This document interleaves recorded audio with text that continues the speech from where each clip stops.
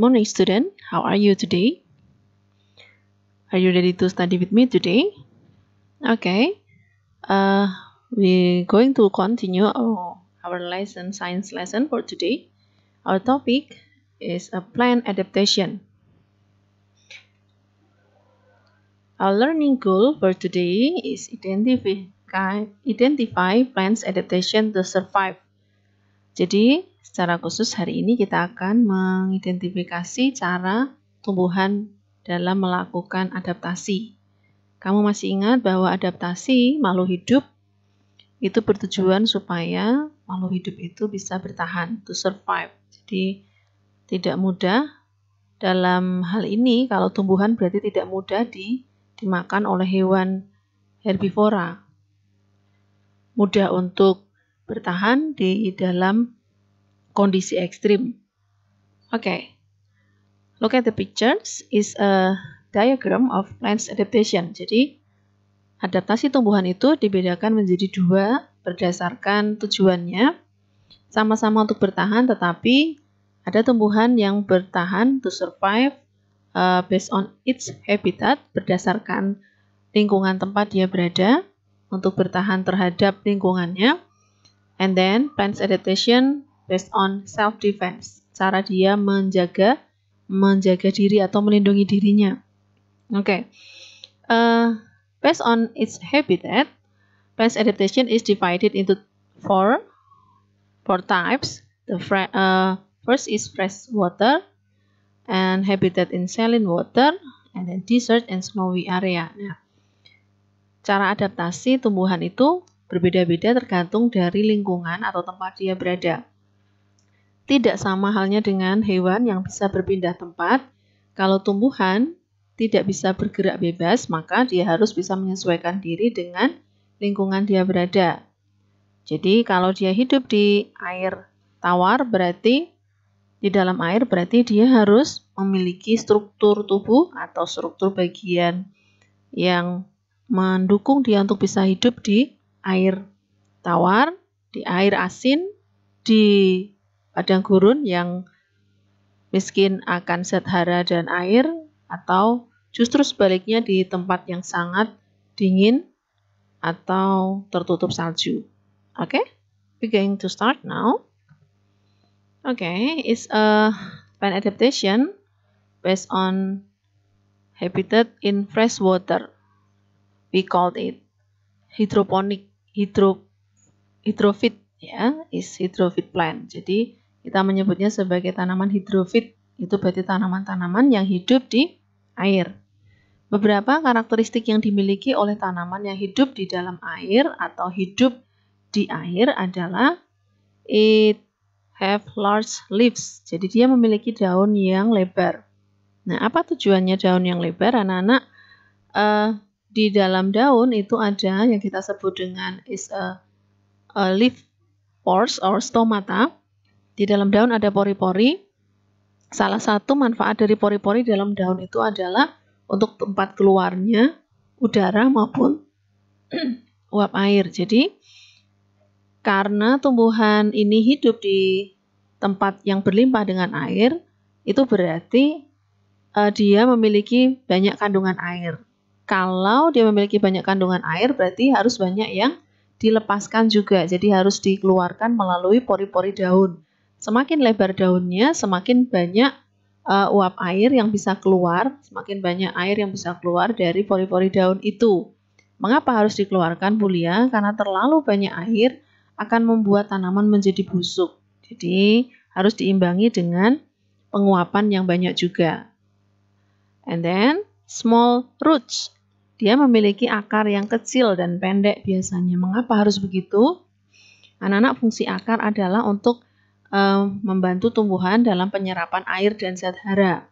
Nah, karena di tanaman ini tinggal di tempat yang sangat berlimpah air, berarti dia tidak memerlukan banyak akar untuk menyerap air. Jadi cukup sedikit saja, karena kalau terlalu banyak penyerapan air dan itu akan melimpah terlalu banyak.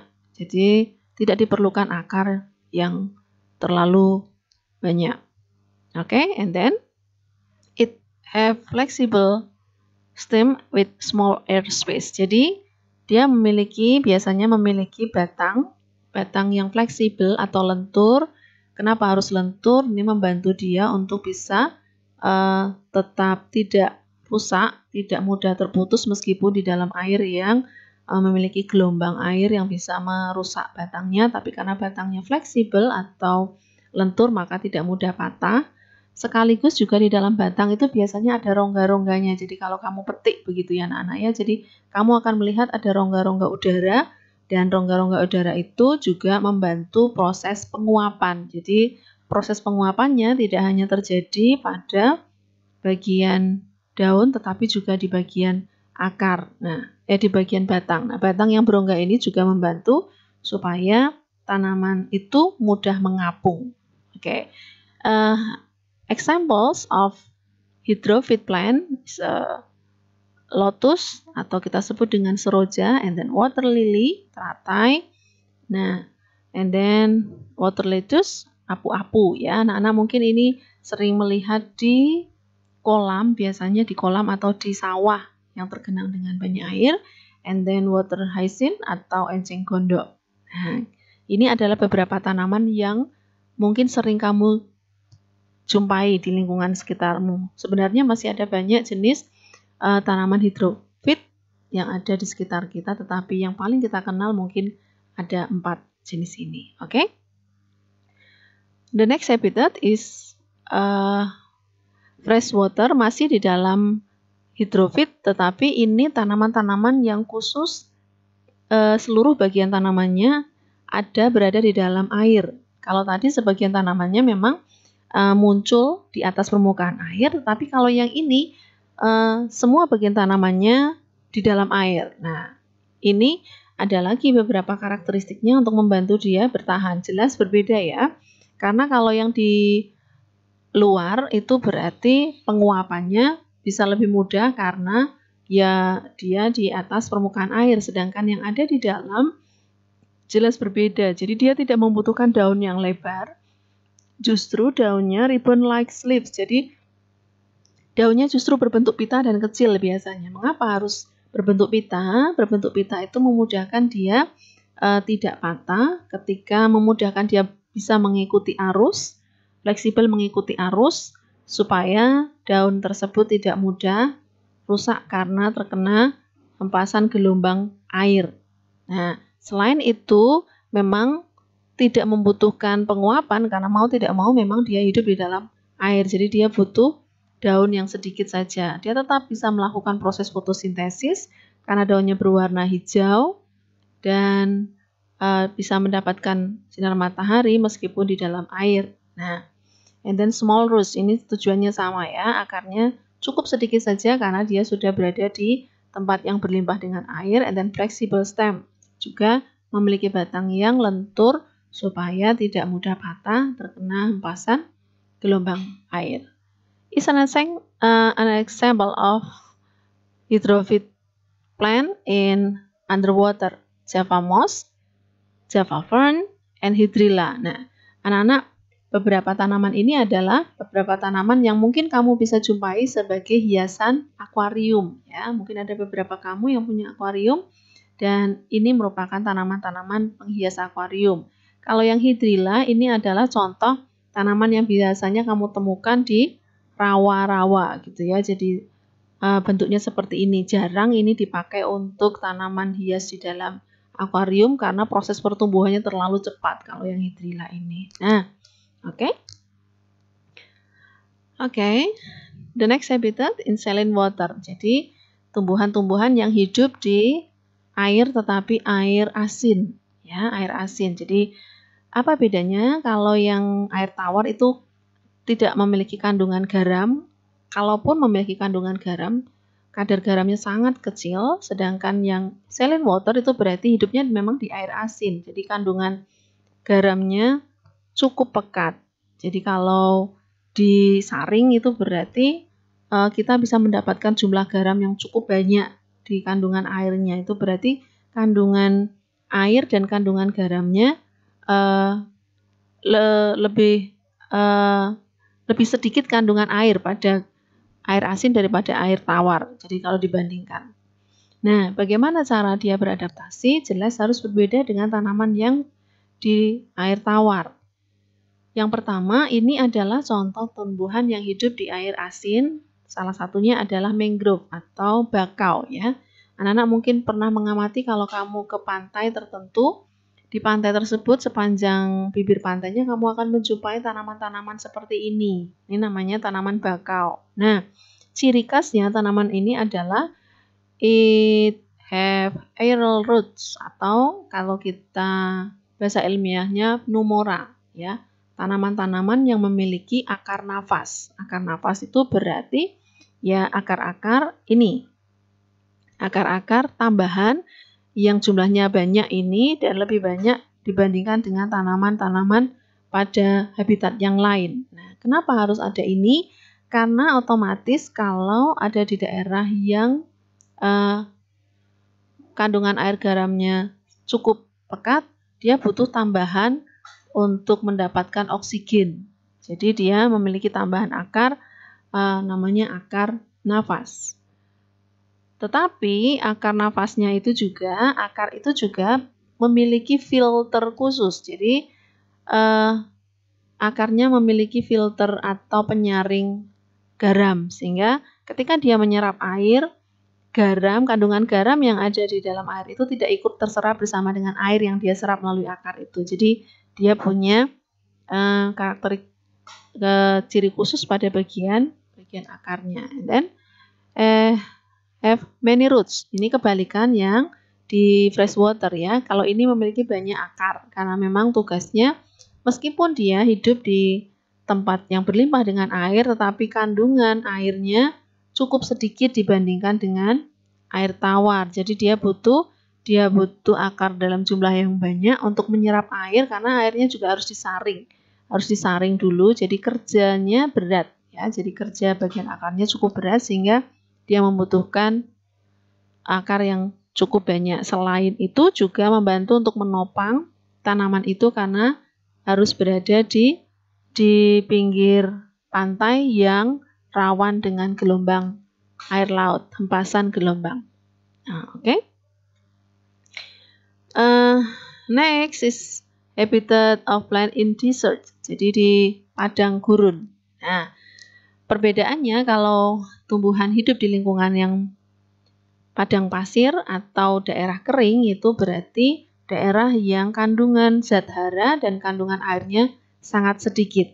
Biasanya tanaman-tanaman ini hanya bisa mendapatkan air bukan dari dalam tanah, tetapi dari mengandalkan dari curah hujan. Jadi dia mengambil airnya hanya sesekali ketika turun hujan. Kalau tidak turun hujan, mungkin dia akan kesulitan mencari air dari dalam tanah karena memang struktur tanahnya cukup kering. Kalaupun mau mencari air, butuh akar yang sangat panjang ke dalam dan itu agak sulit untuk dilakukan oleh beberapa tanaman. Nah, ini adalah salah satu contoh tanaman yang hidup di habitat ekstrim seperti padang gurun, yaitu kaktus. Nah, bagaimana cara kaktus beradaptasi? The first, narrow surface leaves. Artinya apa? Dia memiliki daun yang berbentuk duri. Nah, jadi anak-anak kalau mengamati kaktus, daunnya kaktus itu adalah duri-durinya ini. Nah, kenapa daunnya harus berbentuk duri? Kamu ingat bahwa salah satu fungsi daun adalah tempat keluar masuknya udara sekaligus juga uap air. Kalau daunnya lebar, maka penguapannya terjadi cukup banyak. Padahal dia kesulitan mendapatkan air. Jadi dia harus menghemat air. Kalau dia sudah mendapat air, tidak boleh ada air itu yang keluar dari bagian tumbuhan dari penguapan daun, sehingga daunnya harus sekecil mungkin atau daunnya berbentuk duri ya.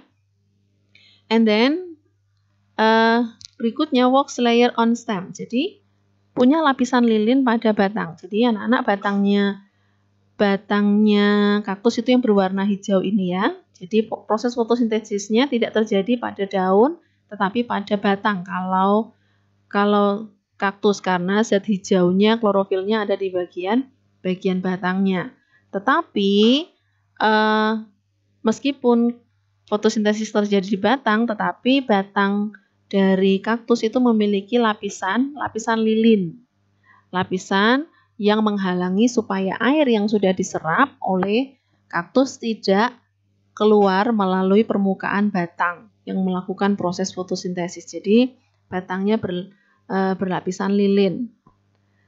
And then many and smooth roots, memiliki akar dalam jumlah yang sangat banyak dan halus, dan ini biasanya tidak terlalu dalam. Jadi jumlah akarnya itu menyebar. Jadi akarnya menyebar dalam jumlah yang banyak di permukaan tanah saja, tidak terlalu ke dalam. Mengapa begitu? Tujuannya, begitu terjadi hujan, ketika terjadi hujan pada daerah tersebut, maka akar yang jumlahnya banyak dan halus itu akan segera dapat menyerap air hujan tersebut. Nah, dan penyerapan itu akan terjadi dengan lebih cepat kalau jumlahnya lebih banyak dibandingkan dengan jumlah yang lebih sedikit. Dan akarnya memang tidak terlalu dalam karena akar itu tidak mencari air ke dalam, tetapi mencari air ke permukaan tanah saja dengan mengandalkan curah hujan. Memang ada beberapa tanaman khusus yang mencari air sampai ke permukaan dalam, dan itu contohnya beberapa di antaranya mungkin adalah tanaman pohon korma gitu ya. Jadi strukturnya berbeda, tujuannya berbeda. Kalau yang kaktus lebih mengandalkan air hujan sehingga akarnya tidak terlalu ke dalam tetapi di permukaan dengan jumlah yang banyak. Oke. Di cuaca ekstrim berikutnya, di habitat ekstrim berikutnya, in snowy area, jadi di daerah bersalju.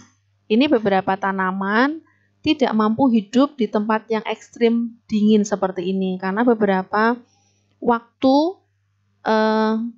habitat atau lingkungan ini akan tertutup oleh salju sama sekali. Kalau tertutup salju sama sekali itu berarti tumbuhan itu tidak akan bisa mendapatkan sinar matahari yang cukup sehingga tidak mungkin melakukan proses fotosintesis.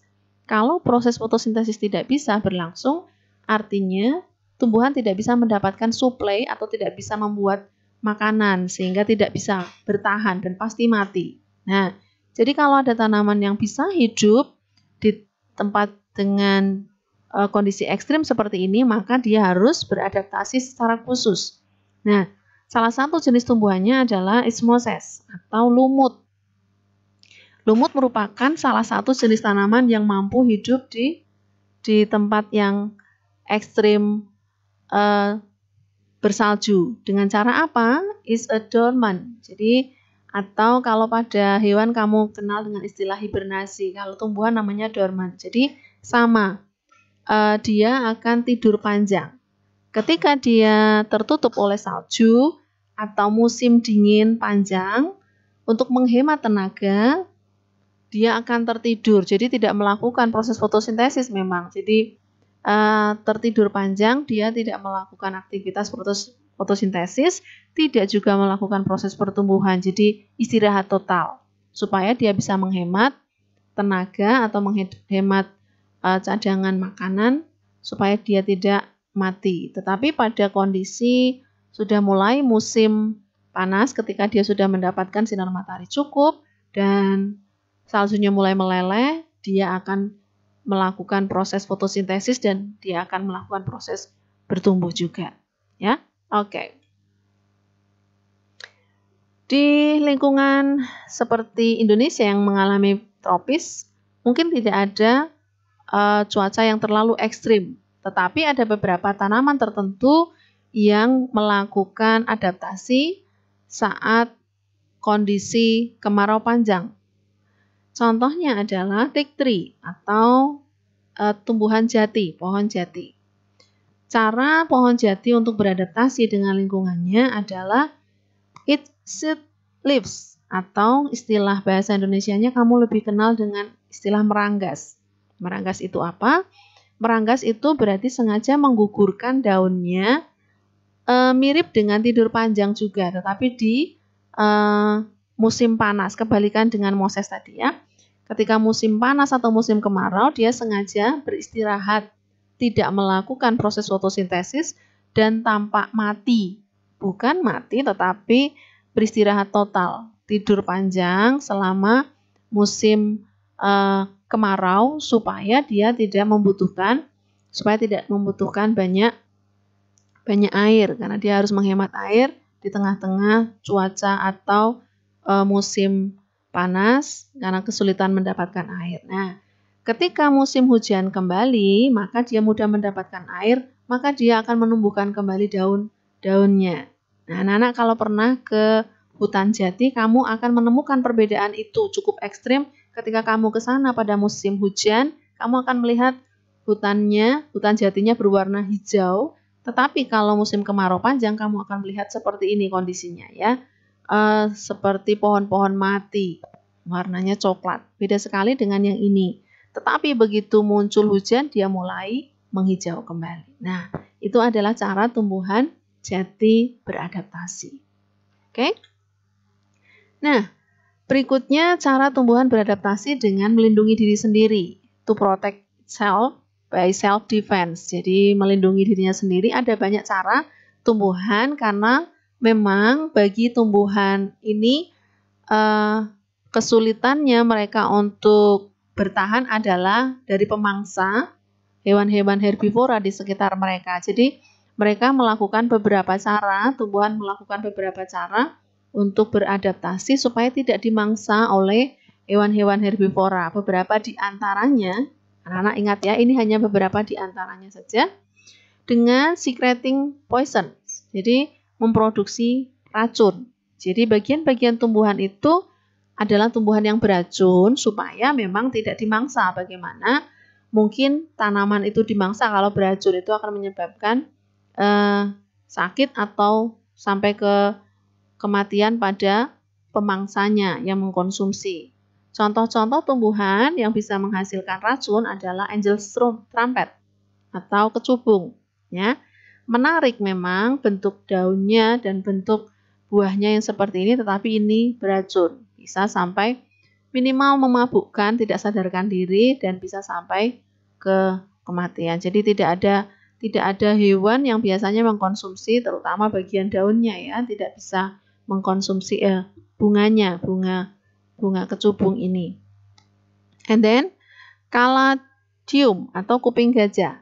And then Sri Rezeki atau Diephanbagia. Ini adalah contoh-contoh tanaman hias yang biasanya dipakai. Memang daunnya bentuknya menarik, ya, lebar dan menarik, warnanya juga menarik. Dan biasanya yang seperti ini adalah makanan yang lezat bagi hewan. Tetapi karena ini beracun, maka mereka bisa terlindung dan tidak juga ada ulat biasanya yang memakan tanaman ini karena memang dia beracun. Nah, tetapi harus berhati-hati. Ada banyak jenis tanaman hias di sekitar kita yang warnanya menarik tetapi itu beracun, ya, sampai bisa menimbulkan ketidaksadaran diri sampai kematian. Jadi harus berhati-hati. Mungkin ada beberapa kamu yang di rumah memiliki tanaman hias ini. Jadi hati-hati, terutama terhadap getahnya, ya, getahnya. Oke. The next self-defense is have sharp spine. Jadi memiliki berduri. Bisa jadi berduri itu adalah pada bagian batang, berduri pada bagian buah yang biasanya dikonsumsi. Nah, beberapa di antara tanaman yang melindungi diri dengan memiliki duri itu adalah Salaka salaka. Jadi salak ya. Ini nama ilmiahnya. Jadi salak itu berduri mulai dari batangnya sampai bagian buahnya juga berduri tajam. Jadi harus berhati-hati. Yang jelas hewan tidak akan mengkonsumsi ini salak ini. Kalau manusia mungkin punya cara yang lebih mudah untuk mengatasi duri itu, tetapi tidak bagi hewan, sehingga biasanya salak bukan merupakan makanan bagi hewan herbivora. And then durian atau durio ya. Durian itu biasanya daya tariknya ada pada buahnya, Tetapi karena buahnya berduri, ini biasanya dihindari oleh beberapa hewan pemangsa. Jadi duri pada bagian buah itu melindungi buahnya durian supaya tidak mudah dimangsa atau dimakan oleh hewan-hewan herbivora. And then cacti atau kaktus. Nah, kaktus ini seluruh bagian tubuhnya berduri karena memang daunnya adalah duri tersebut. Selain sebenarnya tujuan utamanya adalah untuk perlindungan diri, ya. Karena hampir sebagian kaktus itu hidup di area yang sangat kekurangan air, sehingga kalau ada hewan kekurangan air biasanya mereka akan mengambil dari kaktus. Tetapi karena kaktus memiliki duri, itu menjadi salah satu perlindungan yang ampuh untuk kaktus supaya tidak dimangsa oleh herbivora. Oke. Secreting sap atau memproduksi getah yang lengket. Beberapa tanaman yang melindungi dirinya dengan menghasilkan getah lengket supaya tidak mudah dikonsumsi, tidak disukai adalah jackfruit atau nangka. Anak-anak kalau pernah membuka buah nangka, kamu akan menemukan baik di buahnya maupun di bagian batangnya kamu akan menemukan ada getah yang sangat lengket, ya, getah yang sangat lengket. Dan bau yang menyengat untuk menghindari pemangsa juga. Karena memang rasanya manis, jadi ini rawan dengan pemangsa herbivora. Tetapi karena memiliki getah yang lengket, biasanya tidak terlalu disukai oleh hewan-hewan herbivora. Next, rubber tree atau pohon karet. Nah, justru karena bagian getahnya yang berlimpah ini, maka kita memanfaatkan getah karet itu untuk membuat bahan-bahan berbahan karet seperti ban, begitu ya. And then sapodilla atau sawo juga sama ya, memiliki banyak getah terutama di bagian batangnya. Itu untuk melindungi dirinya. The last, self-defense by blending to the environment. Jadi perlindungan diri dengan cara tumbuh menyerupai lingkungan tempat dia berada. Nah, ada beberapa tanaman tertentu yang jika dia tumbuh di habitat berwarna merah muda, misalnya dia akan menumbuhkan bagian tubuhnya berwarna yang sama dengan lingkungannya. Nah, ini adalah contohnya. Corydalis hemidicentra. Ini adalah tanaman yang sama, tapi kalau dia tumbuh di habitat yang berwarna begini, dia akan ikut warna batang dan daunnya serupa dengan lingkungannya. Kalau yang berwarna abu-abu, maka lingkungan yang berwarna abu-abu itu juga akan mempengaruhi warna daun dan batang dari tumbuhan tersebut. Unik ya, unik, dan itu membuat dia tidak mudah terlihat. Nah, ini adalah cara berkamuflasenya tumbuhan di lingkungannya. Contoh tumbuhan yang lain adalah Saussurea medusa. Ya, ini contohnya ini. Mana ini tumbuhannya nggak kelihatan karena di antara tumpukan batu warnanya sama persis. Ini tumpukan batunya. Mana tanamannya? Yang ini ya. Yang ini tanamannya. Jadi tidak tampak karena warnanya serupa dengan lingkungan tempat dia berada. Nah, oke. Jadi tumbuhan itu juga melakukan proses adaptasi seperti halnya makhluk hidup yang lain. Tetapi jelas berbeda dengan hewan seperti yang kita sudah pelajari. Beberapa cara yang dilakukan oleh tumbuhan untuk beradaptasi adalah dengan memiliki fasilitas karakteristik khusus terhadap lingkungannya. Oke. Adaptation based on its habitat. Ada bermacam-macam lingkungan atau habitat tempat hidup tumbuhan dan mereka harus beradaptasi dengan berbagai cara supaya bisa bertahan.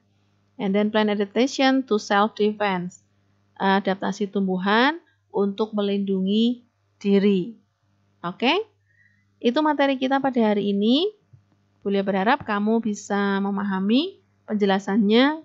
Tidak semua bisa Beliau jelaskan karena ada banyak cara tumbuhan untuk beradaptasi dan tumbuhan di sekitar kita jumlahnya sangat banyak. Kamu bisa mencari sumber belajar yang lain. Oke? Thank you for your attention, class. Keep healthy, keep fire, and then God bless you. Bye-bye.